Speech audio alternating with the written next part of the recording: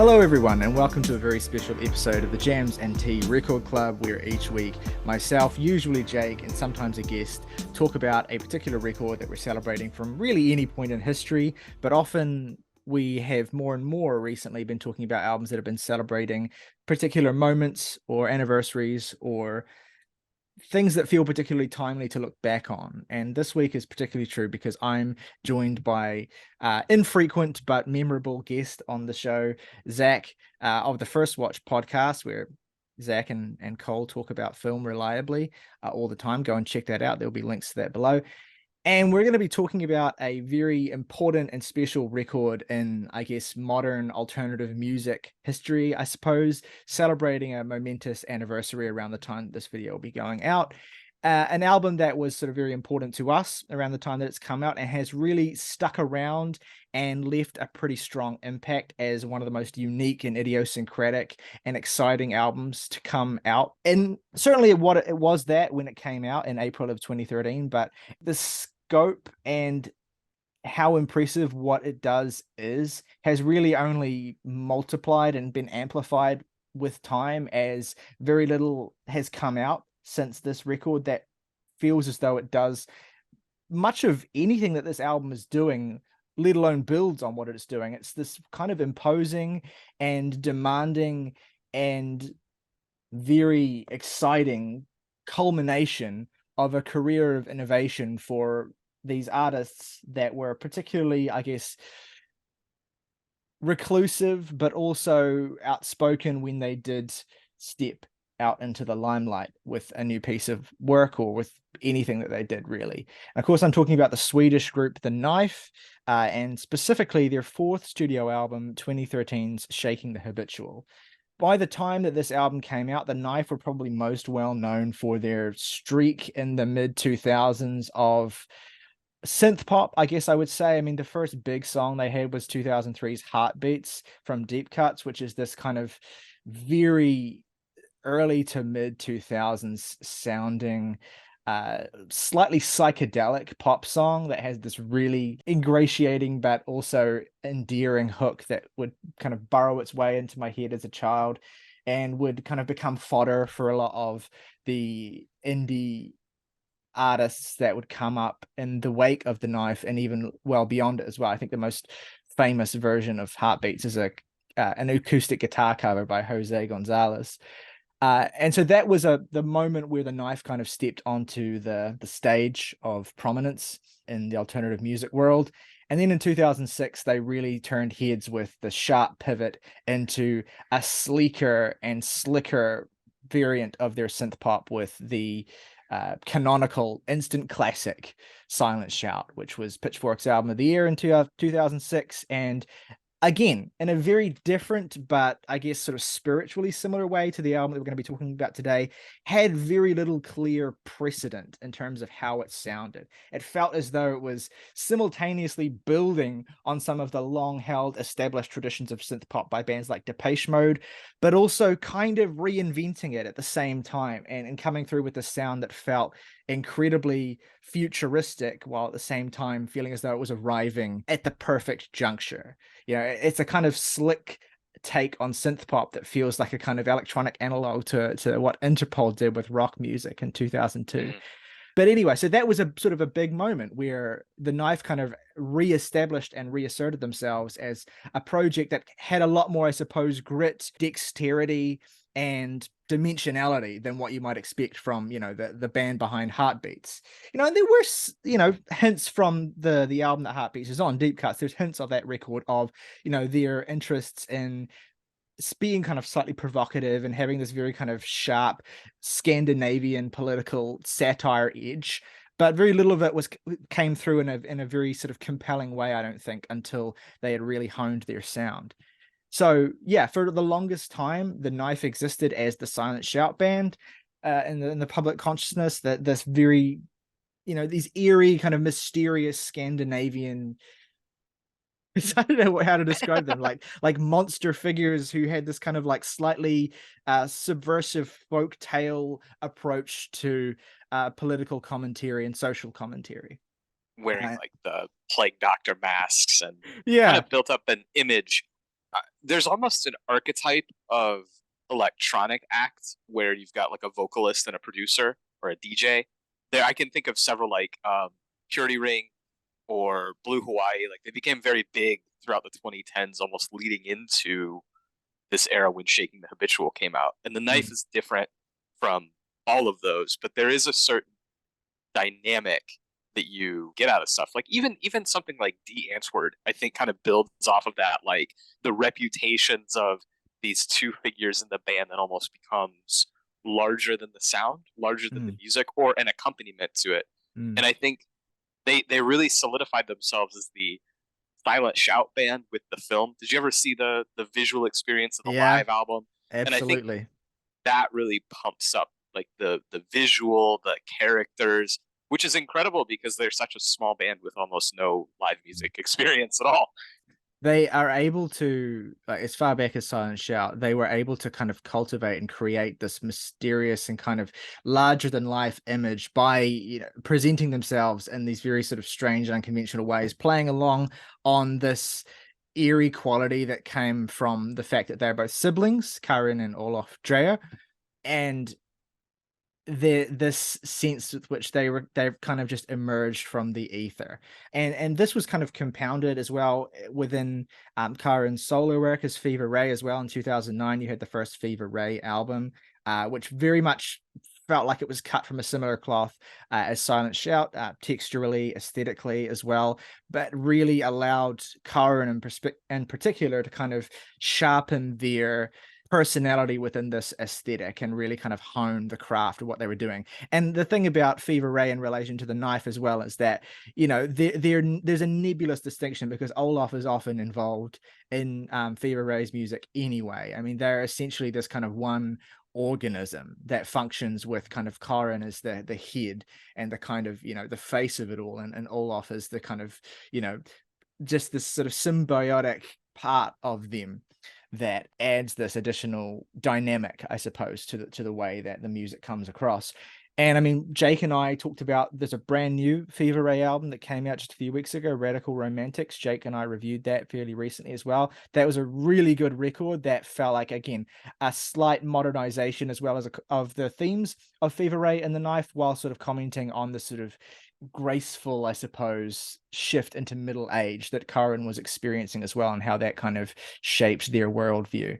One really interesting part of the Knife story, and I appreciate that we're, probably 7-8 minutes into this without getting to the album yet, but one really interesting wrinkle in the story as well that I want to shout out is the collaborative project Tomorrow in a Year that the Knife did with Planning to Rock and Mount Sims, I think in 2010 or 2011, 2010, I think. 2010.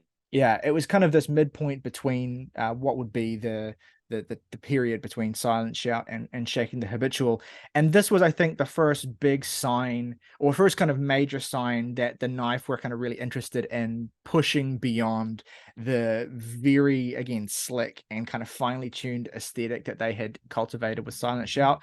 The project Tomorrow in a Year, heavily inspired by the diaries of Charles Darwin and all this kind of very esoteric historical stuff that I frankly am not nearly educated enough to get into, and we're not reviewing it anyway. But sonically, it really showed this preponderance for an interest and really taking things in a much more avant-garde direction, exploring these lengthier, more brooding soundscapes that revolved around these textures and these kind of tones that had this kind of inhuman but very kind of naturalistic but slightly kind of warped quality. The preponderance of, what I suppose you would call tribal drums Yeah. and percussive accompaniment as It's well, like but also acoustic instrumentation mm, meeting the digital production. mm, yeah, and it created this very, I don't really know exactly how to describe it, but it is this sort of human while feeling very inhuman quality. And so that was a divisive project. I think critics were kind of a little bit maybe confused by just sort of how far that went into some of the avant-garde directions that project went in. Although I do think that the second disc in particular in that project with the really longer tracks is, that's some of the best work that I think the Knife ever put out, particularly tracks like Carving of Pigeons and Seeds. You can really see in those tracks specifically the genesis for what would become Shaking the Habitual. And we got our first taste of that in January of 2013 with the release of the first single, Full of Fire. And we had the second single, Tooth for an Eye, shortly afterwards as well. And between these two, I would say, I guess, uncompromising songs, you had this very bold indication that what the knife's return was going to be something very different and much more progressive, and I mean that in multiple different senses with which the word is used, than anything they did before. So, Zach, as our guest, I want to hear from you at this point as well, what the context was for you in early 2013 in terms of where you were at as a music listener, as a knife fan, what your first encounter with the record was, and what in general you made of this as it was happening. So I think this was a spring album. I think I mostly kind of came into it and like became aware of it more closer into the summer. I remember that was like a really, really big summer because you had like Queens of the Stone Age and Kanye and Def Heaven and a bunch of other shit that like dropped between, June, July. And it was just like a very big summer for me. I think like 2011 through 2013, with 2013 almost being like the crest of it, was where I was sort of the most plugged into Mew or even Pitchfork to a certain extent, just avenues of exploring new music, which was really exciting at that time. I think I was just in my early 20s. I had heard of The Knife before through Silent Shout. And when Shaking the Habitual came out, I think I was aware of the first two singles, thought it was cool. When the album itself dropped, it was just sort of like long, intimidating, didn't really fully click, but it was neat.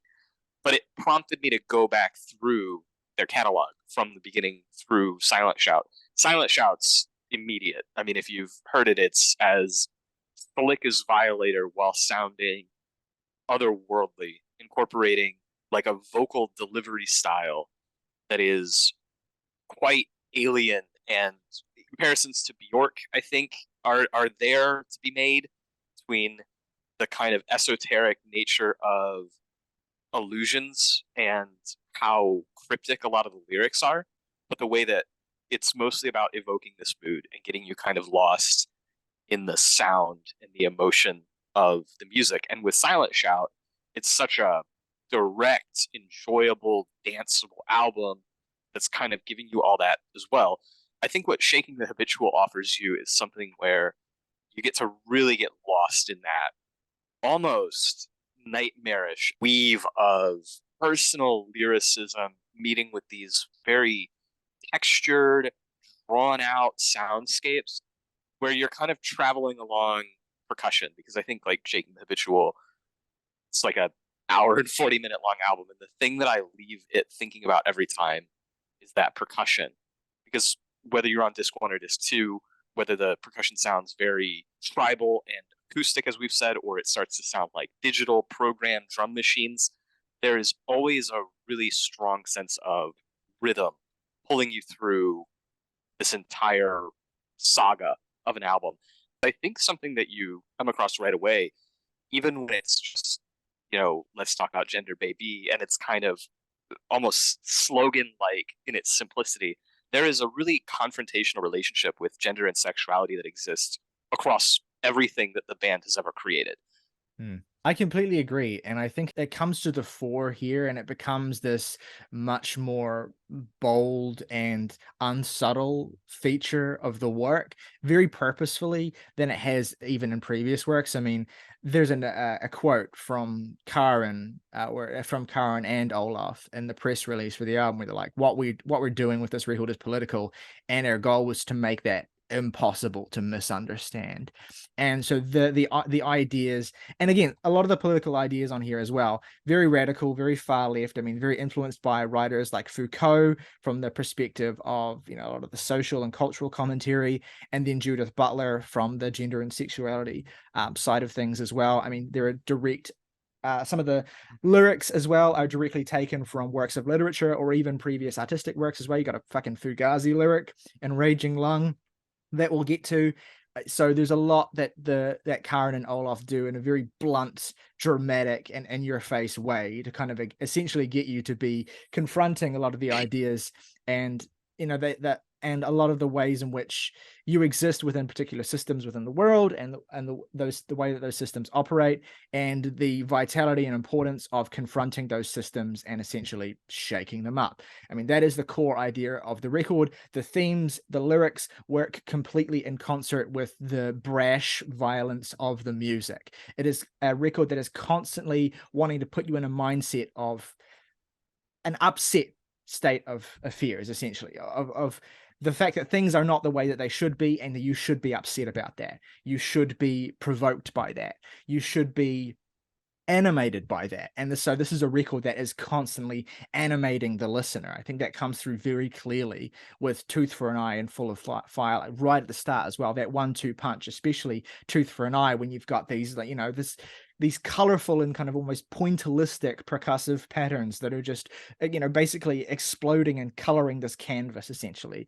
And this really acerbic, sharp vocal tone from Karen as well. That's so just in your face and landing on certain lines and emphasizing certain sounds that have this harshness to them as well, alongside lyrics, that refrain of too many babies sucking on my thumb, etc., etc., as well. That it puts you in the state of mind of being in the presence of someone who is really disgusted as well, and thinks that you should be disgusted as well. Right. That entire idea of bringing fuel to the fire, of taking something that is understood and throwing your passion behind it, which I think is something that kind of is important to understand when you go through the lyrics. I was going to say, like, because there is a sort of simplicity and a bluntness to them, but I think it avoids being didactic or feeling like you're being lectured for a couple of different reasons. One of them just being that there is such an emotional rust and such an emotional rawness and vulnerability that comes from how personal the writing can be, that it avoids ever feeling like some sort of smarmy lecture, because it's really coming from a place of passion. And then two, the music itself is so expressive and so challenging at times that having these sort of blunt emotional truths helps you to navigate that, helps Mm. you to explore the complexities that are more in the texture, in the structure, and in the music than necessarily in the words. Although the words, like the poetry of this album, the vocal deliveries are as great as they've ever been, while the music is also sounding as full as it's ever been. For a two-member band, like, this opening track is incredibly lush. It sounds like they've got the full live assembly of Stop Making Sense, with the just array of instrumentation that you can hear in the song. And it's kind of, I mean, it almost breaks my brain a little bit trying to imagine how you conjure this full of a sound with Mm. so few pieces. It's very expressionistic and it's very colorful as well. Like, I don't have synesthesia, but records like this and tracks like this are the closest that music really gets to fully evoking these pure sensory and non-audio sensations within me. I mean, like the particular way that the percussion interacts with the woodwinds on this track, and the way that, again, as I mentioned, that Karen's voice kind of scrapes against all of it, very deliberately clashing with a lot of what's going on. I mean, it is a song that simultaneously is like, it's a lot of very sort of staccato instruments played in this very sort of disruptive way, where all the sounds kind of just seem to fall into place, but at the same time also feel as though they're clashing. The effect is kind of mesmerizing, frankly, and it continues right into Full of Fire as well. By comparison to a lot of what follows on the record, both this and Full of Fire are very bright tonally, I think. Like the first track in particular, there's just sort of a effervescent quality to everything. I think where we go from Tooth to Full of Fire is kind of like it's bliss, and then it kind of curdles into this mania Mm, almost. Like there's a delirium and a manic energy that really takes hold in track two, yeah. so that you still, it's bright and passionate, but it just immediately tilts into something that's a little bit more foreboding Mm. and foreshadows like where the album will, take you. Yeah, I think that's exactly why A Tooth for an Eye is the perfect opener as well, because it is, in a strange way, the friendliest thing on the entire record. Like, it has this, that sense of, I think effervescence is a great word, that sense of effervescent, colorful charisma And I see, so, I mean, it has that like iconic line, which is taken from a Gene Winterson book, "I'm telling you stories, trust me," which is like a great hook into the record, right? Like Karen is going to essentially take you on this journey and is going to involve you in these different states of mind of different people, of different ways of existing at certain points of different forms of matter, right? The whole record is going to take you on this journey through experience that fundamentally reflects the state of the world as Karen and Olaf see it. And they're imploring you to trust them in this kind of, you know, very eerie way in which you're inclined maybe not to do that. And that could be just because of how sinister it all is. And I like that. I like that idea that Karen and Olaf are kind of inviting you and kind of giving you this journey, or enticing you into this, you know, for lack of a better word, I guess, like lesson in sociocultural politics as they see them, but also at the same time, again, kind of underlining subtly that you shouldn't necessarily believe everything they say or buy into everything they say, because the whole point is not, you know, blind belief. The whole point is constant questioning, sort of constant Right. being prepared to essentially take what you're given and turn it upside down. And you've got this imagery talking about bricks and like dance as a weapon. It's this notion that like what you do in the creative sphere is violent. Shaking things up is violent. So understand where you apply that violence and throw yourself into it. Like know what you're doing and commit to it. Hmm.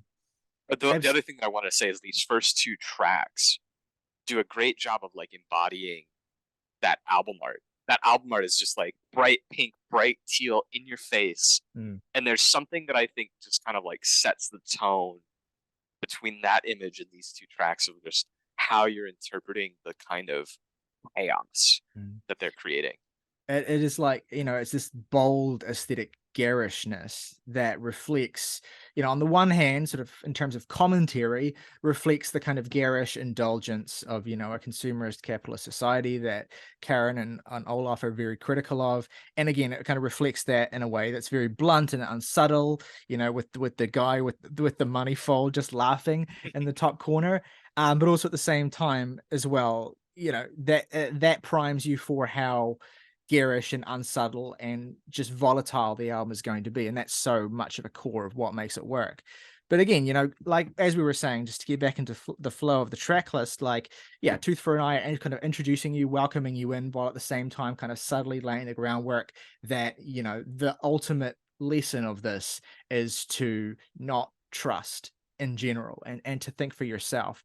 And then, you know, Full of Fire welcomes you in with that. Sometimes I get problems that are hard to solve, you know, really eerie, really kind of like creepy vocal intonation. That's like, okay, now we're going to get into you've kind of been welcomed into and given a primer essentially for the overall effect we want this album to have on you. And now we're going to actually immerse you in some of the states of the world, or of the of being essentially as we see them, that provoke us, that make us want to shake things up, that make us angry, that make us animated, that make us emotional.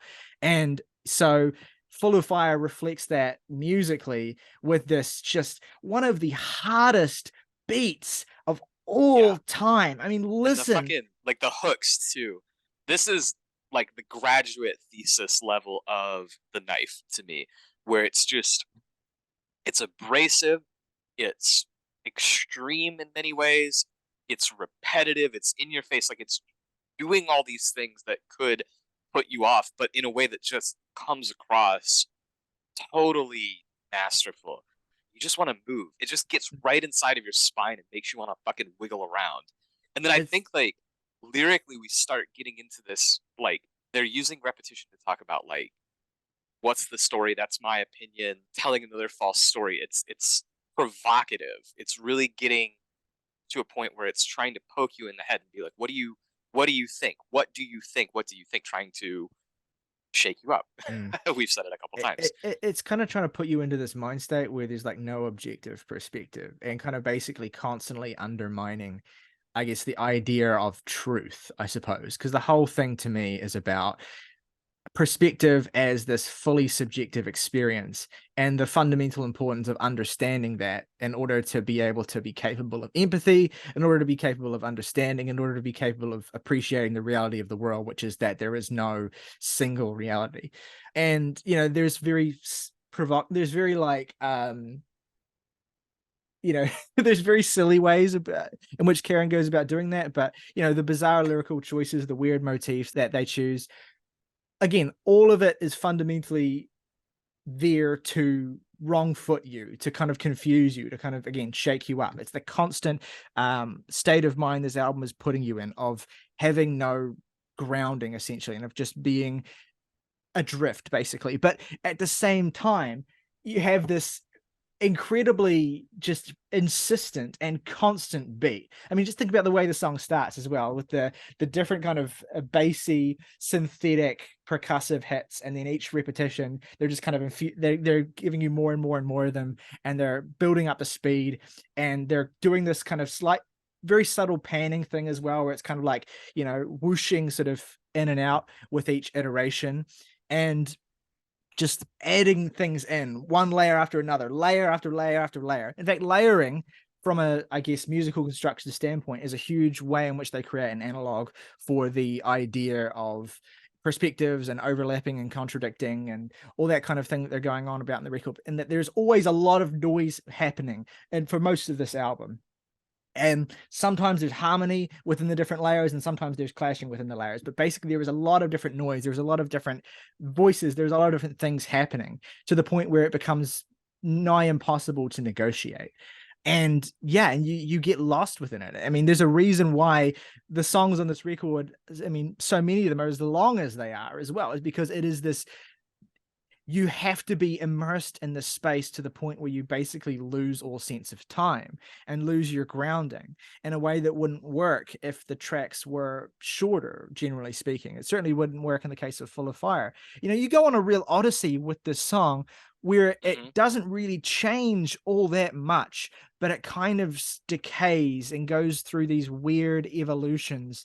And there's strange parts where you have these horrible scraping, moaning, dissonant strings at certain points in the second third of the song, before kind of ultimately returning to something vaguely similar to where you began.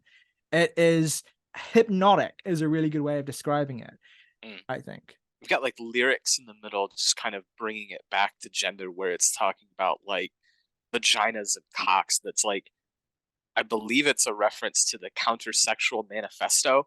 Like, there's a lot of literary illusion that is in the midst of this, in the middle of lyrics that might hit you in a way that are kind of crass or in your face, but it's tying in a lot of academic literature right into the heart of what they're doing musically, as the song kind of deteriorates and then pushes you into that third track, which just fucking opens it all up, breaks it all down, spaces it all out. After these first two tracks kind of open up in such a like specifically rhythmic way with like the drilling percussion, you feel like you kind of run off the edge of the cliff and you're suddenly in outer space. Yeah, this is like incredible sound design. I mean, this was also 2013. I was listening to a lot of the Hexan Cloak Excavation Oh came yeah, out that yeah, year. for sure. I was listening to a lot of like, even in some of the metal that I was listening to, there was more encroaching influence of things like drone and stuff like that. So when this I came think out, Tim like, Hecker's Virgins was from yeah, that year as Virgins well. did come out that year as well. Yeah. So when this album first came out, and I was aware of it around the time it came out, this was one of my Cherry on Top was one of my favorite tracks on it, just because it just so embodied me in this kind of haunting, terrifying alien state. I mean, like, again, those just eerie, terrifying, like trilled bell sounds that sound like some metallic kind of beast is just kind of like, vocal cords, basically, and just these huge waves of noise. Like, all of a sudden you're in this bizarre abyss of like, with these hanging stalactites and shit, and it's just it's really immersive and terrifying and scary. And so much of what makes it scary, is what's happening aesthetically, but also is the fact that you are dropped into it after, like 16, 17 minutes of mayhem.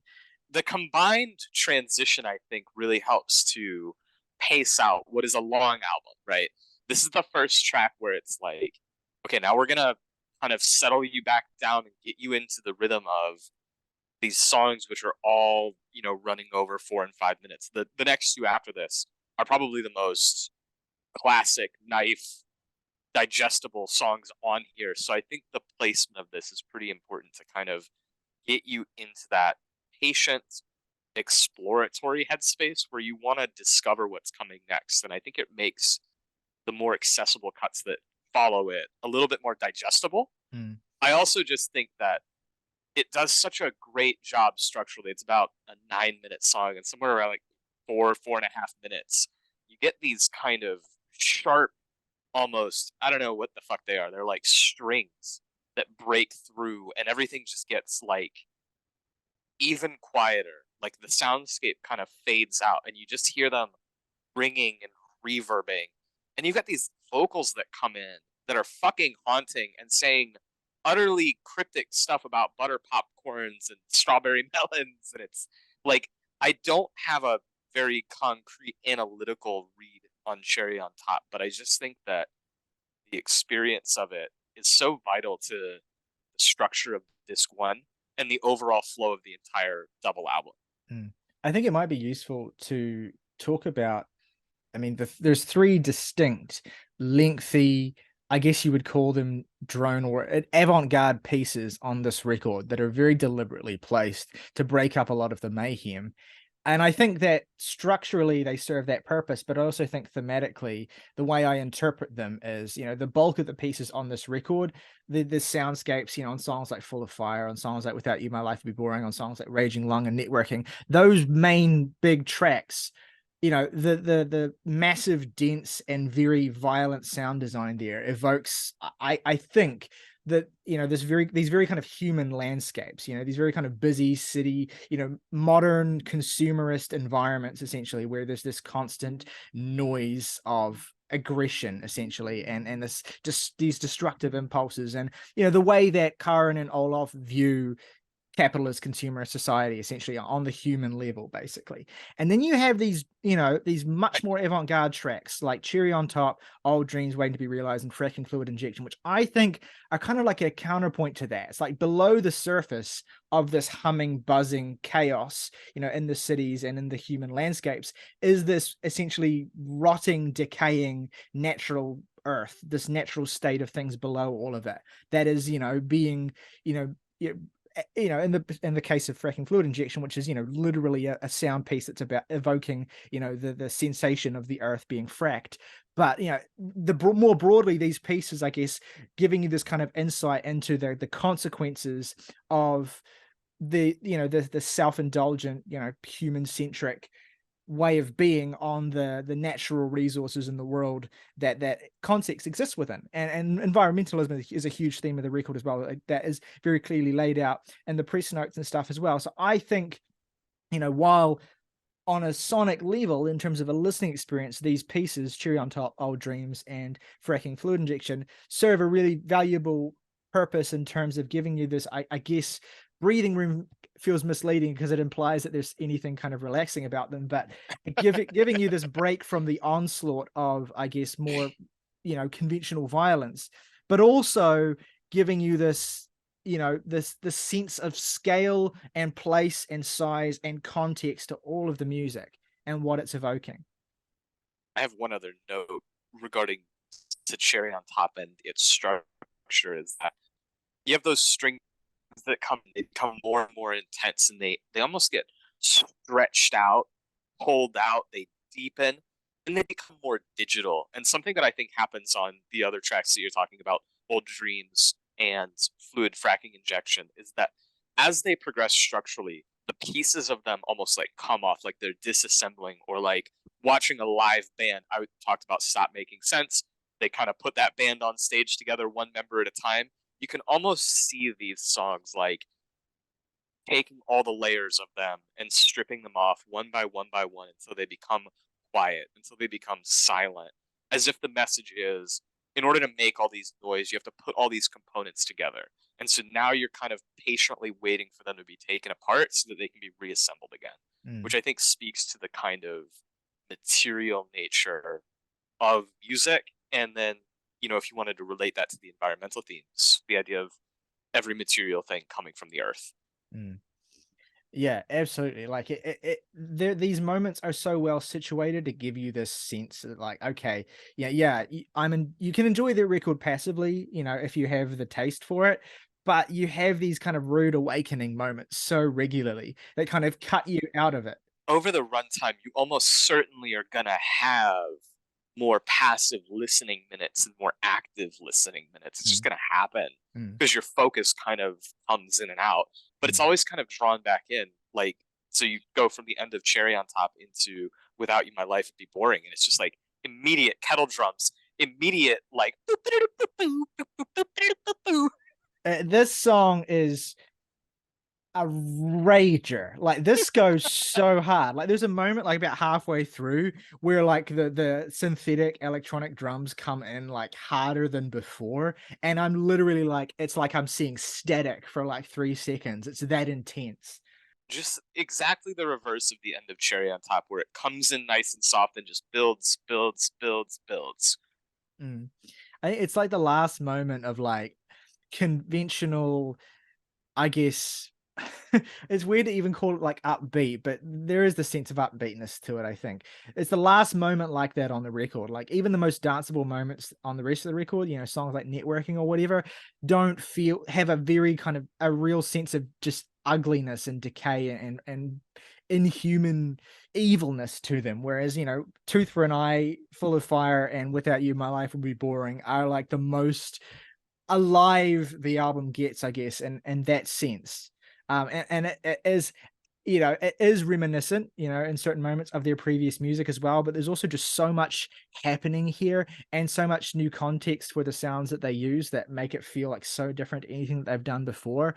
And we haven't even really talked about the way in which one of the most distinctive attributes of the knife is the way in which the band, particularly Karen, who is the front person, uses vocal manipulation and uses vocal effects. Essentially, Karen is non-binary, and this idea of subverting gender has been something that's been at the core of their music and the stuff the Knife have done basically since its inception.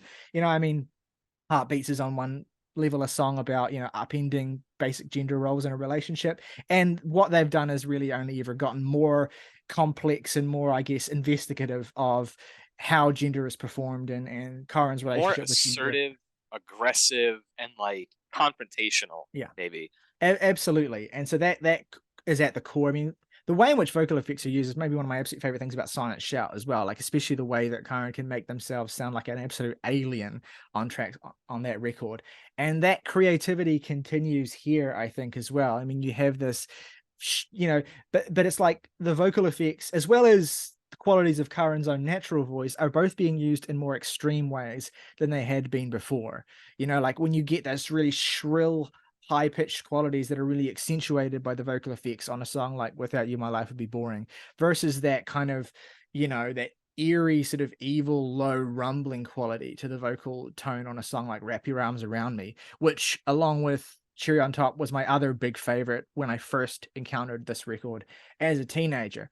I just found that the soundscape here and the sense of just evil urgency, despite the fact that it was this basically a dirge by the standards of a lot of the rest of the record, to be so inviting and exciting and captivating. There's this hugeness to this quality and the sense, in which you are basically being swallowed by something. Something is wrapping its arms around you, basically. And then you're essentially from that point being subsumed into darkness for the next 20 minutes, with the basically incomprehensible old dreams waiting to be realized, which functions as I said, kind of like an interlude or an intermission, kind of almost, because of the way that it's situated and the length of the album. I would describe it like the first two tracks come on so hard with so much energy for such a protracted period of time. They kind of collapse out into cherry on top, as we've discussed. And then it's almost like they try to work the energy back up through the next two songs. Without You, My Life Would Be Boring is pretty classic, knife, very propulsive, rhythmic. The next song, I think, is like their Portishead song. Like it reminds me a lot of like a cut you'd hear on like Third, maybe. But Mm. then it crashes out again into Old Dreams. So like that disc one is energy falling out two different times repeatedly. I also just kind of want to shout out quickly because I think like Without You, My Life Would Be Boring lyrically. It's like that's the song where they drop the name of the album. I think something that's kind of interesting lyrically and in terms of like the vocal deliveries, like you're talking about, is just the accent. The accented English and the deliveries and the distortion make lots of this stuff really fucking hard to glean what is even being said. It's being used sonically as an instrument, and it's also obscuring what the words are, which I think kind of plays interestingly with the bluntness of some of the messaging, right? Is Mm. that you kind of having to get in there and figure out what the blunt words say. Mm. Yeah, there's a lot of vulgarity in that song as well. Lots of references It's a to lot of piss. urine. Yeah. Yeah. I mean, there's Like that tiger line, pee and elf pee and there's that line, piss is territorial. this piss is territorial as well, which is on the one hand, is probably a Nirvana reference, but also kind of, I guess, a more broad reference to the idea of what territorial pissing actually is. And that Kind of vulgarity, animalistic. yeah, that vulgarity again is used really effectively here to kind of give you this very blunt picture essentially of the way in which human beings operate in basic social constructions, right? Is that they assert themselves and they carve out their own spaces in very ugly and demeaning and brutal ways. And there's a lot of what the commentary on humanity, I guess, on this record feels very much like it's trying to bring people down to the level of kind of uninhibited animalistic creatures essentially, and that also kind of brings you closer to the earth and brings you closer to the planet in its natural state and allows you to appreciate the cries and shrieks of suffering that I think Dreams and Fracking Fluid Injection kind of represent. I'll be honest, when I listen to this record, I seldom listen to it in full, just because Old Dreams is such a Yeah, it it's a takes you out beast. so much from. Well, and it's led into by Crake, right? Which, like I Mm, was saying, like the songs kind of feel like they break apart and then kind of space out into these interlude-ish drone cuts. But like, so you get this like really fucking aggressive soundscape that just kind of batters you, and then it's like what 19 minutes long. mm. Yeah, and it I just kind of it flirts with complete silence at certain points as well. It rises, it falls, it has this sense of unpredictability and complete randomness to its structure, which makes it feel even more alienating. And then it kind of has that final push at the end where it kind of just is just this rising humming dissonance that yeah, kind of crests and then just essentially falls into silence. It's a very, it's a compromising and it's a difficult piece, to fully take in, as even though it's the quietest thing on the whole record. it's got these vocals like it's like choral vocals, like very layered, and it sounds to me like 2001: A Space Odyssey whenever they're around Mm. like the model. It's like whoa, Yeah. Well, that's a vocal effect that they use a lot, right? Is this like right, weird kind of squawky tone that is so disembodied and kind of fragmented from you, like you can recognize it as a vocal tone, but also at the same time, you can't necessarily tell where the vocal ends and the effects begin. And right. the context of how it's used, it feels very like disembodied and kind of difficult to place. I mean, a lot about this album musically, I'm sure it might be different if you have extensive knowledge of the equipment used and the instruments on this record, but a lot of it does feel very, hard to place. And I think that's part of the effect as well.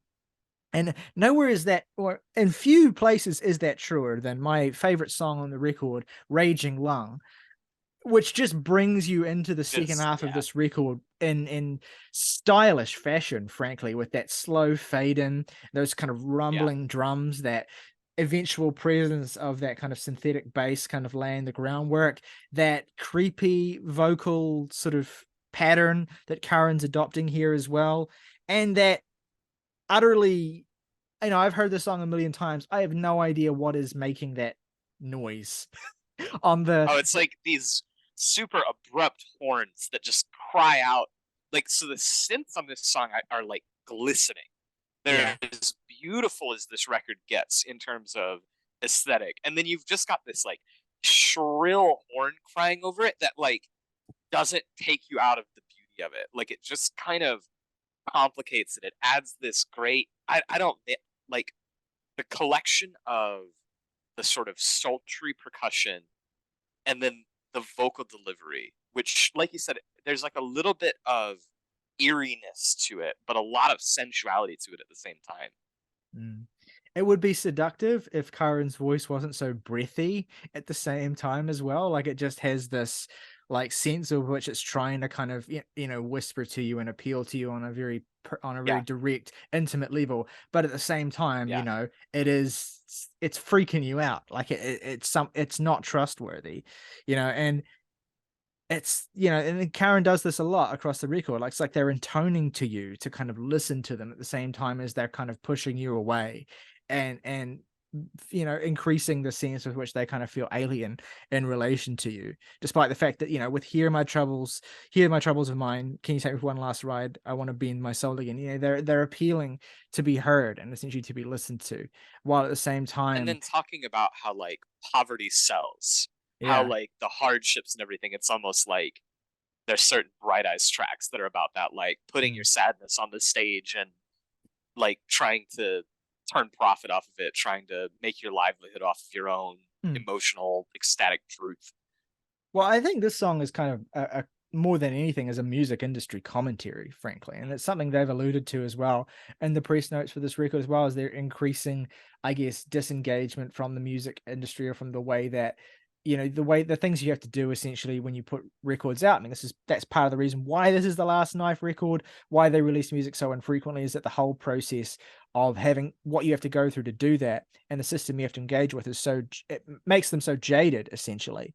And this is a very kind of tongue-in-cheek poking fun at the commodification of suffering, essentially, which relates in a huge way to a lot of the rest of the record as well, which is kind of about making you experience, or making you kind of confront the reality of suffering, the subjective reality of suffering, in a way that isn't sensationalized and isn't dramatized and is just kind of really blunt, frankly.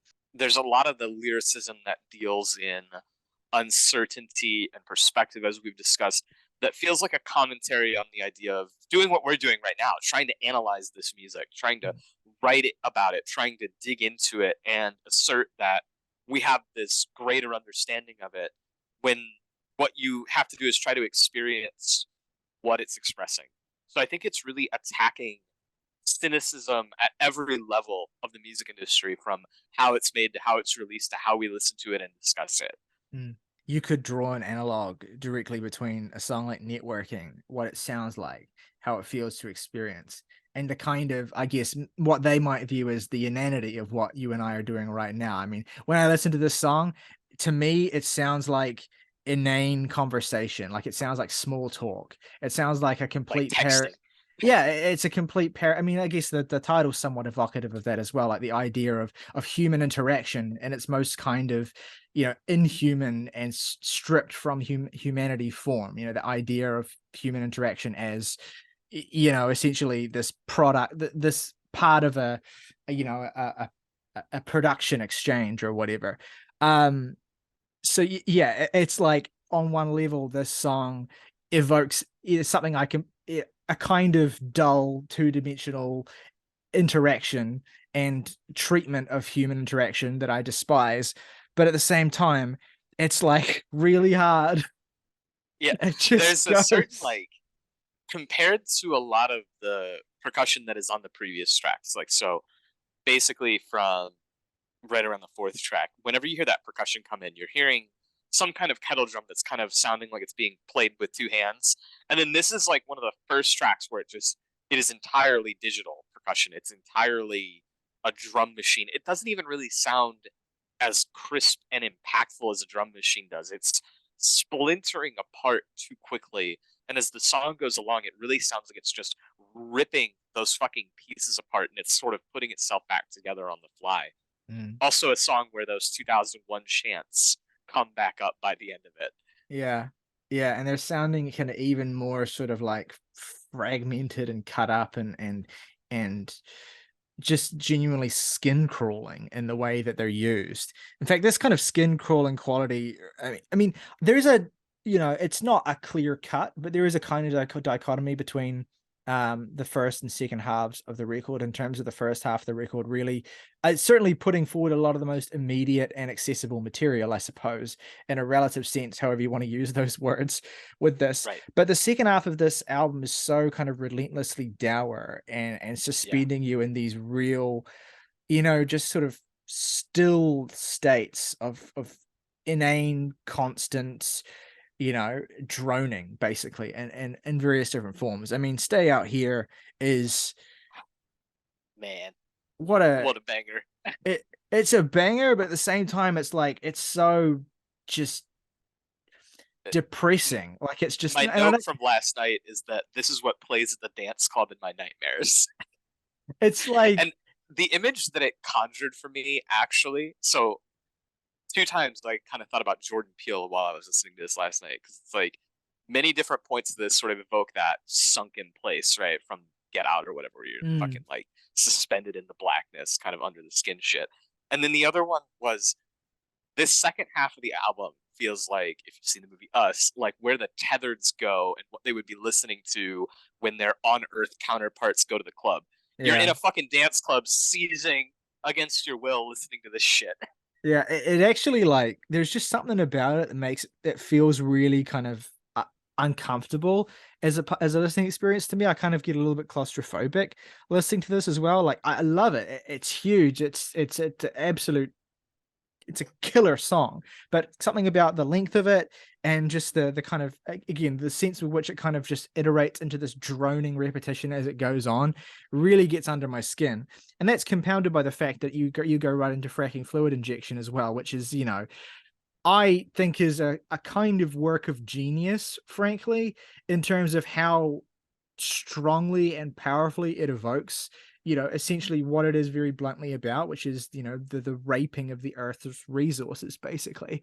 And you're essentially listening to these, and you having, again, those weird vocal tones that are taken to the absolute brink of the uncanny valley quality, given this real sort of like crying clown feel, while at the same time you're having this, what sounds like just metal scraping across this kind of like, these wooden strings. Essentially, it's like, it's what it sounds like is, it sounds like someone filing teeth. it's it's It, it's horrible. it has such a funeral dirge tone to it to me. It is a lament, it's a requiem.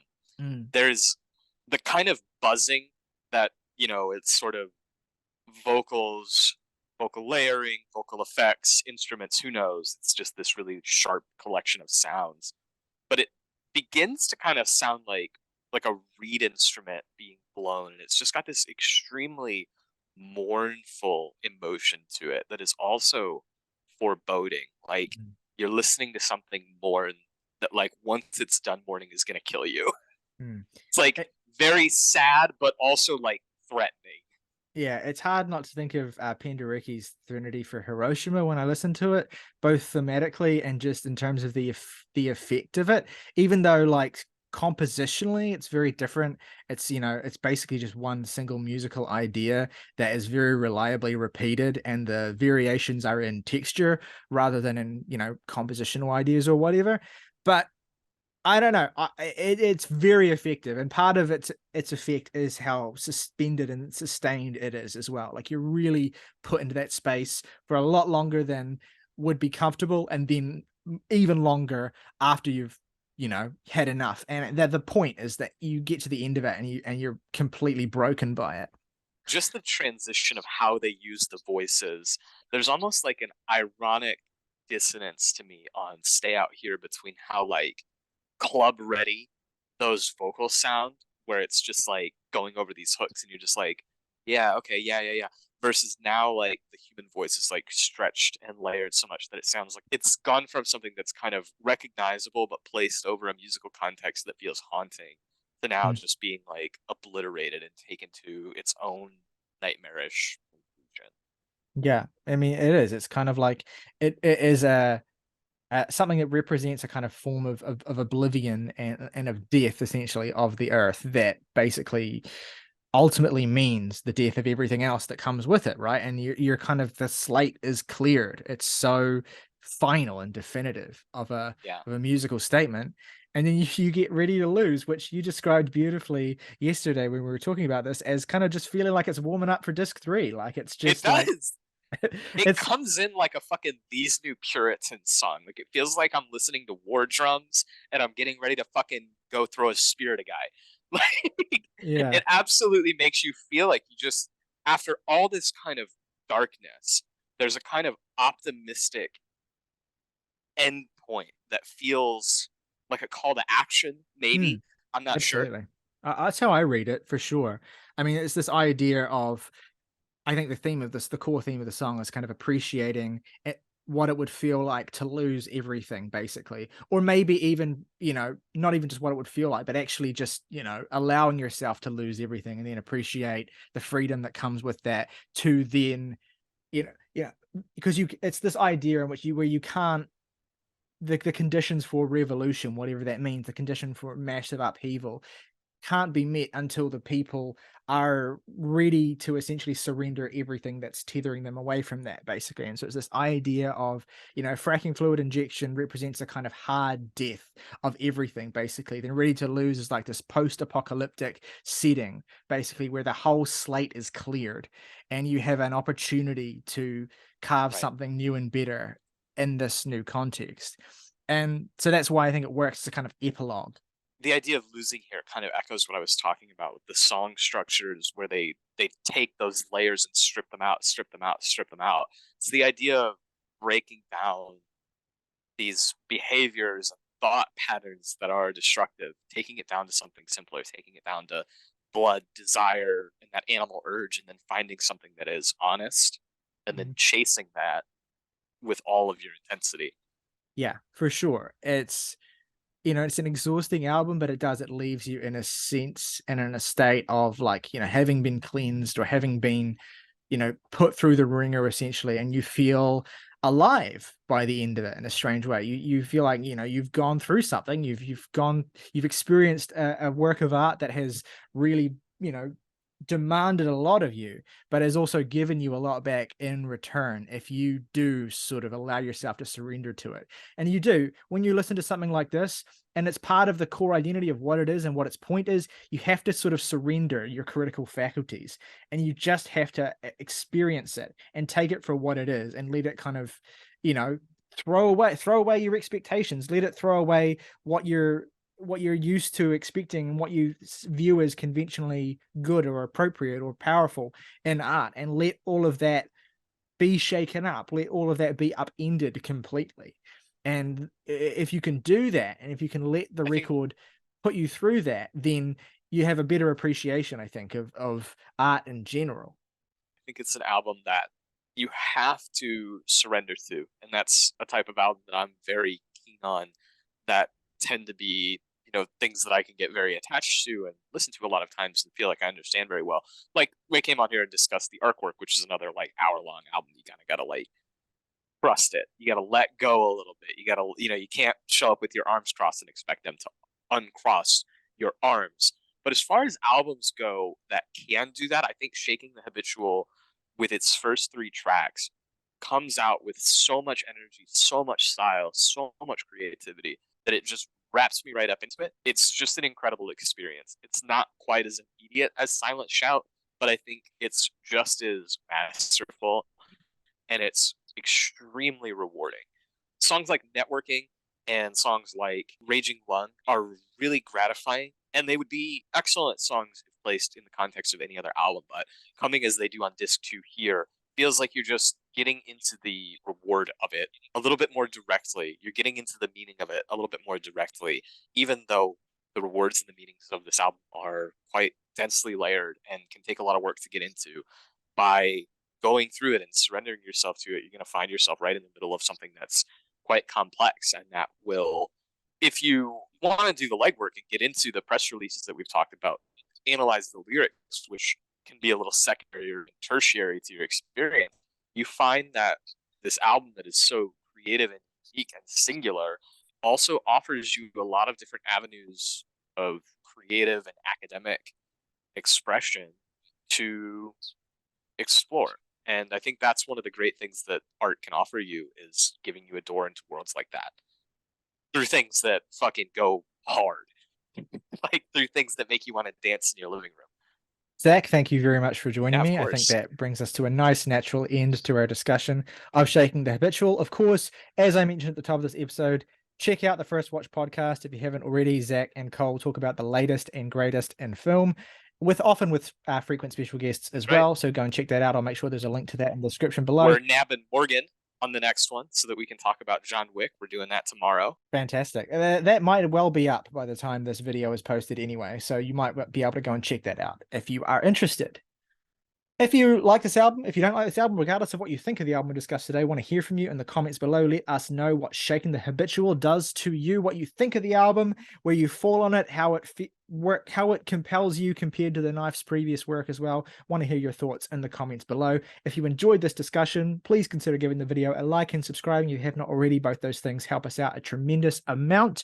If you want to go above and beyond and support the channel directly for just $1 a month, you can hit the join button, become a member of the Jams and Tea family, get your name in the title call of every video on this channel. Plus, if you want to recommend us some music to listen to and talk about, your recommendation will go to the top of the pile. Until next time, though, folks, rock over London, rock on Chicago, MasterCard. There are some things money can't buy. For everything else, there's MasterCard.